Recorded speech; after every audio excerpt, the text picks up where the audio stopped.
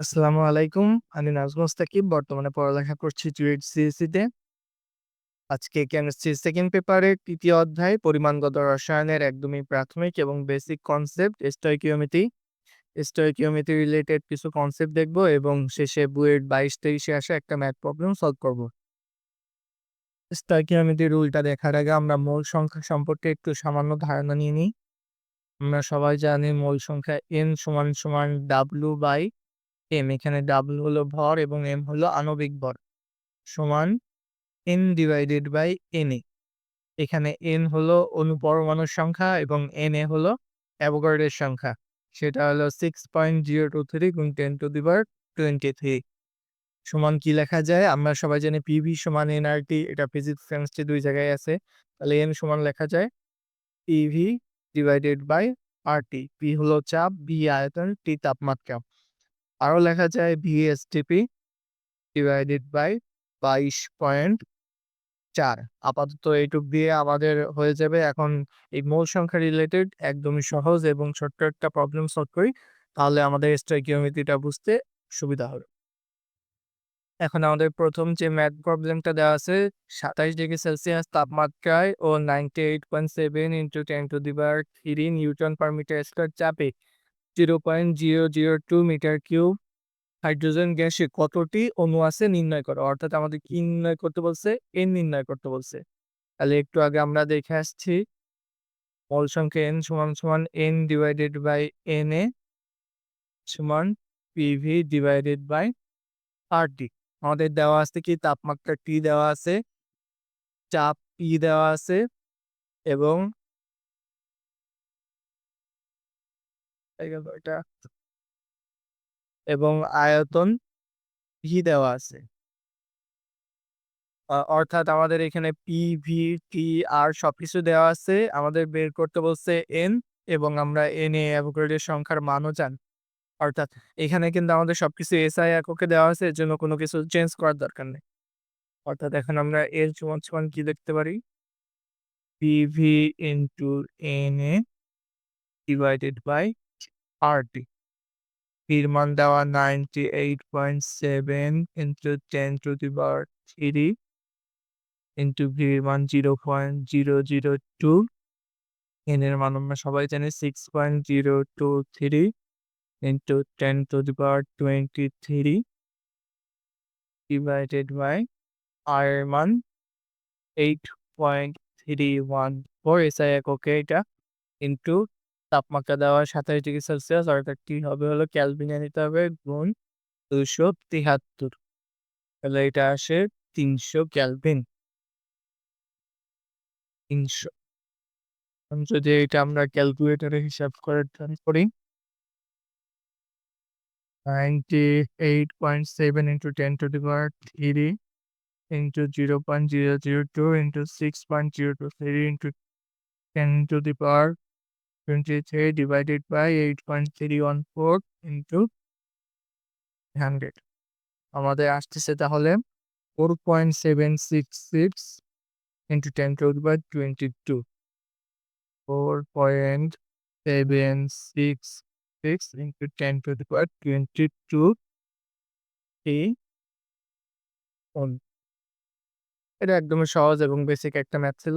তাহলে এখন আমরা স্টয়কিওমেট্রি রুলটায় চলে যাই। স্টয়কিওমেট্রি রুল বলতে কি বোঝায়? দেখো এখানে একটা সংজ্ঞা দেওয়া আছে। রসায়নের যে শেখায় বিক্রিয়কের পরিমাণ থেকে উৎপাদের পরিমাণ এবং উৎপাদের পরিমাণ থেকে বিক্রিয়কের পরিমাণ হিসাব করা হয়। তাকে স্টয়কিওমেট্রি বলে। অর্থাৎ আমার যদি একটা বিক্রিয়া দেওয়া থাকে এবং বিক্রিয়ায় বিক্রিয়কের কোনো কিছুর পরিমাণ দেওয়া থাকে সেখান থেকে আমরা উৎপাদের পরিমাণ নির্ণয় করতে পারি। তো নরমাল একটা রিঅ্যাকশন আমরা দেখি। আমরা সবাই জানি হাইড্রোজেন ও অক্সিজেন বিক্রিয়া করে পানি তৈরি করে। এখন যদি আমাদের এইখানে হাইড্রোজেন বা অক্সিজেনের পরিমাণ দেওয়া থাকে তাহলে সেইখান থেকে আমরা পানির পরিমাণটা বের করতে পারবো। এটা হলো নরমাল রিঅ্যাকশন। কিন্তু স্টয়কিওমেট্রি কিন্তু সবসময় স্ট্যান্ডার্ড রিঅ্যাকশনের ক্ষেত্রে প্রযোজ্য। স্ট্যান্ডার্ড রিঅ্যাকশনটাকে এখানে যদি আমরা সমতা বিধান করি তাহলে সেটা স্ট্যান্ডার্ড রিঅ্যাকশনে পরিণত হবে। এখানে সমতা বিধান করলে কি হয়? H2 প্লাস O2 থেকে তৈরি হচ্ছে পানি। এখানেও একটা আছে এজন্য এখানে 2 দিলাম। হাইড্রোজেন ৪ টা হয়ে গেছে, এখানে 2 দিলাম। এটা হলো স্ট্যান্ডার্ড রিঅ্যাকশন।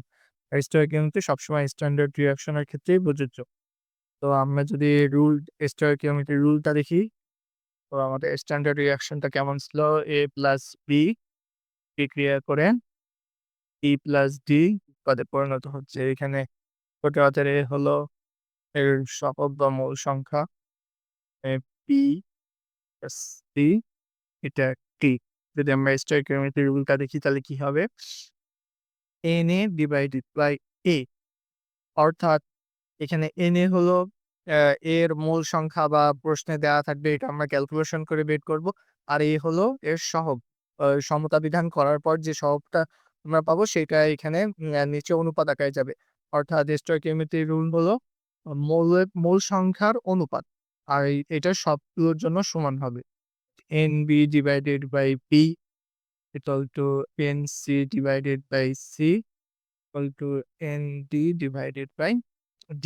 এখানে NA, NB, NC, ND এইগুলো হলো প্রশ্নে দেয়া থাকবে বা ক্যালকুলেশন করে আমরা বের করব। আর A, B, C, D এগুলো হলো স্ট্যান্ডার্ড রিঅ্যাকশন এর মূল সংখ্যা। অর্থাৎ সমতা বিধান করার পর যে সহগগুলো আমরা পাইছি ওইগুলো। তো একদমই বেসিক এবং সহজ।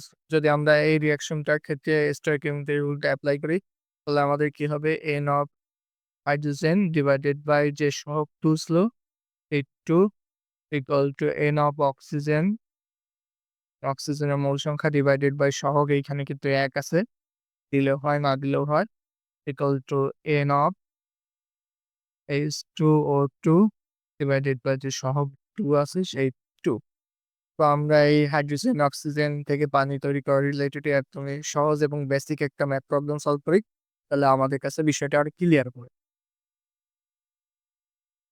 তো আমাদের ম্যাথ 2 তে দেওয়া আছে হাইড্রোজেন ও অক্সিজেন এর বিক্রিয়ায় পানি উৎপন্ন হচ্ছে। 20 গ্রাম অক্সিজেন হতে কত গ্রাম পানি তৈরি হবে? তো আমরা একটু আগেই দেখে আসছি আমাদের নরমাল রিঅ্যাকশন কি ছিল? H2 প্লাস O2 বিক্রিয়া করে পানি তৈরি হচ্ছে। এখন যদি এটা আমরা সমতা করে স্ট্যান্ডার্ড রিঅ্যাকশন করি তাহলে এখানে কি হবে? 2, 2 স্টয়কিওমেট্রি রুলটা কি ছিল? N of H2 divided by 2 equal to N of O2 divided by 1 equal to N of H2O divided by 2। এখন আমাদের কোশ্চেনে কি দেওয়া আছে? আমাদের কোশ্চেনে দেওয়া আছে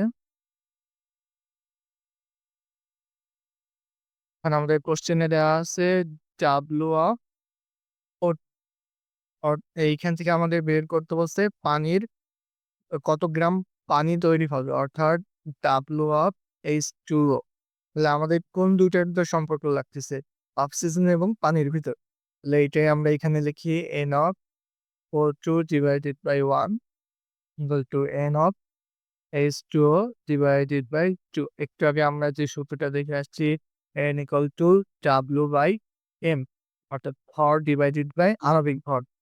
তাহলে এখানে যদি সেটাই লিখি W of O2 divided by M of O2, আবার W of H2O divided by 2 into M of H2O। আমাদের দেওয়া আছে কি? W of O2 অক্সিজেনের ভর দেওয়া আছে। আমাদের বের করতে হবে পানির ভর কত। তাহলে এখন আমরা লিখতে পারি অতএব W of H2O equal to W of O2 into 2 into M of H2O divided by M of O2। W of O2 এর মান কত দেওয়া আছে? 20 গ্রাম। 20 into 2, আর পানির H2O র আণবিক ভর কত? অক্সিজেনের 16, হাইড্রোজেনের এখানে 2, তার মানে মোট 18 divided by M of O2 কত? অক্সিজেনের 16 আর এখানে 2 আছে, 16 দুগুণে 32। এখন যদি এটা আমরা ক্যালকুলেশন করি 20 into 2 into 18 divided by 32, আমাদের আসতেছে 22.5 গ্রাম। অর্থাৎ 20 গ্রাম অক্সিজেন থেকে আমাদের পানি তৈরি হচ্ছে 22.5 গ্রাম। একদমই সহজ এবং বেসিক লেভেলের একটা ম্যাথ ছিল। তো এখন আমাদের যে ম্যাথটা মেইনলি করা লাগবে বুয়েট 22-23 এ আসা সেই ম্যাথটা দেখি। এই দেখো বুয়েট 22-23 এই ম্যাথটা দিছিল স্টয়কিওমেট্রি রিলেটেড। এখানে কি বলছে? তামা ও অ্যালুমিনিয়ামের একটি 0.2 গ্রাম মিশ্রণে অ্যালুমিনিয়ামের পরিমাণ বের করার জন্য পাতলা H2SO4 অতিরিক্ত পরিমাণে যোগ করা হলো এবং উৎপন্ন H2 গ্যাস পানি অপসারণের মাধ্যমে সংগ্রহ করা হলো। ৭৩০ টর ব্যারোমেট্রিক চাপে এবং ৩০ ডিগ্রি সেলসিয়াস তাপমাত্রায় সংগৃহীত H2O এর আয়তন ২৩০ ml হলে মূল নমুনায় অ্যালুমিনিয়ামের শতাংশ নির্ণয় করো। পানির বাষ্প চাপ ৩০ টন। তো এখন যদি আমরা H2SO4 এর সাথে তামা এবং অ্যালুমিনিয়ামের বিক্রিয়াটা আগে করে নিই, তাহলে আমাদের বুঝতে সুবিধা হবে। প্রথমে আমরা অ্যালুমিনিয়ামের সাথে H2SO4 এর বিক্রিয়া করি। অ্যালুমিনিয়াম প্লাস H2SO4 বিক্রিয়া করে কি উৎপন্ন হয়? আমাদের কোশ্চেনে দেওয়া আছে H2 হবে, সেটা আমরা এক সাইডে লিখে নেই। H2, আর আমরা জানি ধাতব অংশের সাথে সর্বদা অধাতব অংশ বিক্রিয়ায় অংশগ্রহণ করে। তাহলে অ্যালুমিনিয়াম আর SSO4 বিক্রিয়া করে কি উৎপন্ন করবে? Al2SO4 যার অংশকে এক্সচেঞ্জ হয়ে যায়। এখন আমরা জানি যে স্ট্যান্ডার্ড রিঅ্যাকশন বানাইতে হবে, অর্থাৎ সমতা করতে হবে। এখানে অ্যালুমিনিয়াম ২ টা আছে, তাহলে এখানে 2 দিতে হবে। তাহলে এখানে SO4 ৩ টা আছে, তাহলে এখানে 3 দিয়ে গুণ করতে হবে। 3 দিয়ে গুণ করলে এখানে হাইড্রোজেন ৬ টা হয়ে যাচ্ছে, এখানে ২ টা আছে। তাহলে এখানে আমরা 3 দিয়ে গুণ করলে আমাদের সমতা হয়ে গেল। তারপর কি আছে? তামা অর্থাৎ কপার। কপারের সাথে যদি আমরা Cu হতে যদি H2SO4 এর বিক্রিয়া করতে চাই, তা কি হবে? No reaction. কোন বিক্রিয়া হবে না। কেন হবে না? কারণ হাইড্রোজেন সক্রিয়তা সিরিজে কপারের উপরে অবস্থান করে। আর আমরা জানি সক্রিয়তা সিরিজে যেটা উপরে অবস্থান করে সেটা তার অপেক্ষাকৃত নিচে অবস্থানকারী মৌল দ্বারা প্রতিস্থাপিত হয় না। এর জন্য এখানে কপার H2SO4 এর সাথে বিক্রিয়া করবে না। তাহলে এখান থেকে আমরা সহজে স্টয়কিওমেট্রি রুল এপ্লাই করে আ H2 থেকে অ্যালুমিনিয়ামের ভরটা বের করতে পারি। এখন আমাদের কোয়েশ্চেনে কি দেওয়া আছে এটা যদি আমরা একটু এনালাইসিস করি। আমাদের কোয়েশ্চেনে দেওয়া আছে অ্যালুমিনিয়ামের ভর। আবার অ্যালুমিনিয়ামের ভর দেওয়া আছে। অর্থাৎ আমাদের অ্যালুমিনিয়ামের ভরটা এখান থেকে বের করে তারপরে এটার সাথে তুলনা করতে হবে। এবং দেওয়া আছে এখানে চাপ, টোটাল চাপ P টোটাল দেওয়া আছে ব্যারোমেট্রিক চাপে এবং ৩০ ডিগ্রি তাপমাত্রায় T দেওয়া আছে। H2 এর আয়তন V দেওয়া আছে। এটা কিন্তু লিটার অ্যাটমসফিয়ার এককে দেওয়া আছে। এটা আমাদের খেয়াল রাখতে হবে। তাহলে আমাদের চাপটাও কিন্তু লিটার অ্যাটমসফিয়ার এককে নির্ণয় করতে হবে। আর পানির বাষ্প চাপ P ভ্যাপর দেওয়া আছে আমাদের ৩০ টন। তাহলে এখন আমাদের লাগবে তো মূলত আ বায়ুতে চাপ PR। তাহলে আমরা কি জানি?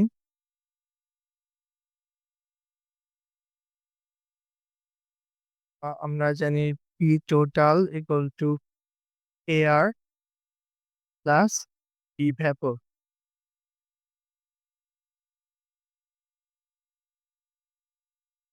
তাহলে এখানে আমাদের P total দেওয়া আছে কত? ৭৩০ টন। আমাদের বের করতে হবে PR আর P vapor দেওয়া আছে ৩০ টন। এই PR আমাদের কি আসে?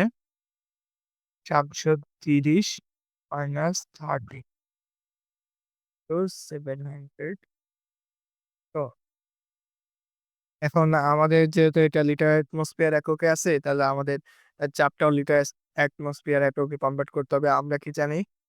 ১ atmosphere radian equal to ৭৬০ millimetre mercury equal to ৭৬০ টর। এখন যদি আমরা আপনার টরকে অ্যাটমসফিয়ার একক কনভার্ট করতে চাই, এটা দিয়ে ভাগ করতে হবে। তাহলে ৭০০ টর সমান পি হয়। যদি লিখি ৭০০ ডিভাইডেড বাই ৭৬০ এটিএম। তাহলে সহজেই এটিএম আমরা কনভার্ট করে নিলাম। আমাদের আয়তনও লিটার অ্যাটমসফিয়ার এককে দেওয়া আছে। তাহলে সহজে আমরা এখান থেকে n বের করতে পারি। তাহলে আমরা কি জানি? n সমান পিভি ডিভাইডেড বাই RT। আমাদের P দেওয়া আছে, T দেওয়া আছে, R জানি, T ও এখানে দেওয়া আছে ৩০ ডিগ্রি সেলসিয়াস তাপমাত্রা। এখানে কিন্তু খেয়াল রাখতে হবে R কিন্তু লিটার অ্যাটমসফিয়ার এককে হবে, অর্থাৎ 0.082। আর SI এককে যখন ছিল তখন ছিল এটা 8.314। তো এইখানে যদি ভুল করি সামান্য ভুলের জন্য কিন্তু পুরো ম্যাথটা আমাদের ভুল যাবে। তাহলে এইখানে হবে ৭০০ ডিভাইডেড বাই ৭৬০ ইন্টু ভি হবে এখানে মিলিলিটারে আছে আমাদের লিটারে বানায় নিতে হবে। অর্থাৎ কি হবে ২৩০ ডিভাইডেড বাই ১০০০ দিয়ে ভাগ করলে লিটারে চলে আসবে। 0.23 লিটার। 0.23 ডিভাইডেড বাই আর হবে 0.082 তাপমাত্রা ৩০ ডিগ্রি সেলসিয়াস। অর্থাৎ তাপমাত্রা যদি আমরা এখানে করে নেই ৩০ যোগ ২৭৩ অর্থাৎ ৩০৩ কেলভিন। ৩০৩ অর্থাৎ এখান থেকে আমাদের কি আসতেছে ক্যালকুলেটরে যদি হিসাব করি ৭০০ divided by ৭৬০ into 0.23 divided by 0.082 তো ৩০৩। এখান থেকে আমাদের n কি আসতেছে? n আসতেছে 8.526 ইন্টু 10⁻³ মোল। এটা আমরা কিসের মোল সংখ্যা বের করলাম? হাইড্রোজেনের। এখন এই হাইড্রোজেনের মোল সংখ্যা ব্যবহার করে আমরা এই যে হাইড্রোজেনের মোল সংখ্যা ব্যবহার করে আমরা স্টয়কিওমেট্রি রুলটা এপ্লাই করে অ্যালুমিনিয়ামের মোল সংখ্যা বের করব। অ্যালুমিনিয়ামের মোল সংখ্যা বের করতে পারলে আমরা সেটার ভর বের করে এইখানে তুলনা করতে পারব। পরের পেজে আমরা সেটাই করার চেষ্টা করি। রিঅ্যাকশনটা আরেকবার লেখা নিলে বুঝতে সুবিধা হবে। অ্যালুমিনিয়াম প্লাস H2SO4 বিক্রিয়া করে তৈরি করতেছে L2SO4 হাইড্রোজেন। আমাদের করার পর কি হচ্ছে এখানে 2 এখানে কিছু এখন না স্টয়কিওমেট্রি রুল যে আমরা কি জানি n of aluminium divided by 2 সহগ সমান n of hydrogen divided by 3 যেহেতু আমাদের শুধু অ্যালুমিনিয়াম এবং হাইড্রোজেনের ভিতর সম্পর্ক লিখলে আমাদের অ্যান্সার বের হয়ে যাচ্ছে। এজন্য আমরা শুধু এইটুকু লিখলাম। এখন আমাদের আমরা কি বের করছি আগের স্লাইডে n অফ হাইড্রোজেনের মান বের করছি। আমাদের লাগবে n অফ অ্যালুমিনিয়াম। অতএব n অফ অ্যালুমিনিয়াম কি হবে? n of hydrogen into 2 divided by 3। n of hydrogen আমাদের কি ছিল? 8.526 into 10⁻8.526 into 10⁻³ into 2 divided by 3। তবে এটা যদি আমরা ক্যালকুলেশন করি ইনটু 2 ডিভাইডেড বাই 3 তাহলে আমাদের আসতেছে 5.68 ইনটু 10⁻³ মোল। এখন আমরা অ্যালুমিনিয়ামের মোল সংখ্যা পেয়ে গেছি। এখন আমরা মোল সংখ্যা পাইলে ইজিলি n = W/m দিয়ে এটার ভরটা বের করতে পারবো। তাহলে অতএব n of aluminium W of aluminium divided by m of aluminium. অতএব W অফ অ্যালুমিনিয়াম কি হবে? n of aluminium into m of aluminium. n of অ্যালুমিনিয়ামের মোল সংখ্যা আমরা কি পাইছি? 5.68 ইনটু 10⁻³ আর অ্যালুমিনিয়ামের আণবিক ভর কত? ২৭। তাহলে এটা যদি আপনারা গুণ করি ইনটু 27 তাহলে আমাদের আসতেছে 0.153 গ্রাম। এখন আমরা এই যে অ্যালুমিনিয়ামের ভরটা বের করে ফেলাইছি। আমাদের কোশ্চেনে কি দেওয়া ছিল? 0.2 গ্রাম মিশ্রণে। অর্থাৎ এইখান থেকে আমরা এখন অ্যালুমিনিয়ামের শতাংশটা বের করতে পারবো। এইখানে যদি লিখি অতএব অ্যালুমিনিয়াম এর শতকরা শতকরা পরিমাণ ইকুয়াল টু হবে যেটা আমরা বের করছি 0.153 গ্রাম ডিভাইডেড বাই আমাদের কোশ্চেনে দেওয়া ছিল 0.2 গ্রাম ইনটু 100%। তাহলে আমরা শতকরাটা পার্সেন্টে পেয়ে যাব। 0.153 ডিভাইডেড বাই 0.2 ইনটু 100 তাহলে আমাদের আসছে 76.5% 76.5%। এটাই আমাদের অ্যান্সার আমাদের শতাংশে চাইছিল। তাহলে একদম প্রথম থেকে আবার একটু রিক্যাপ করি। প্রথমে আমরা অ্যালুমিনিয়ামের সাথে H2SO4 এর বিক্রিয়া করাবো। তাহলে এখান থেকে আমাদের হাইড্রোজেন তৈরি হচ্ছে। তারপর সমতা করতে হবে। কারণ সমতা না করলে এটা কিন্তু কোনোভাবে আমরা স্টয়কিওমেট্রি রুলটা এপ্লাই করতে পারব না। তারপর আমাদের P টোটাল দেওয়া আছে, P ভেপর দেওয়া আছে। আমাদের PAR টা বের করে নেব। তাহলে আমাদের চাপ পেয়ে গেছি, আয়তন কোশ্চেন দেওয়া আছে, T দেওয়া আছে। আর আমরা জানি R এর ক্ষেত্রে কিন্তু সতর্ক থাকতে হবে। এটা কিন্তু লিটার অ্যাটমসফিয়ার এককে আমরা সবকিছু কনভার্ট করছি। না এটা লিটার অ্যাটমসফিয়ার এককে নিতে হবে 0.082। তাহলে এখান থেকে আমরা সহজে n টা বের করতে পারছি। এই n হলো হাইড্রোজেনের ক্ষেত্রে হাইড্রোজেনের মোল সংখ্যা। তাহলে আমরা স্টয়কিওমেট্রি রুল এপ্লাই করে হাইড্রোজেনের মূল সংখ্যা থেকে অ্যালুমিনিয়ামের মূল সংখ্যা বের করতে পারি।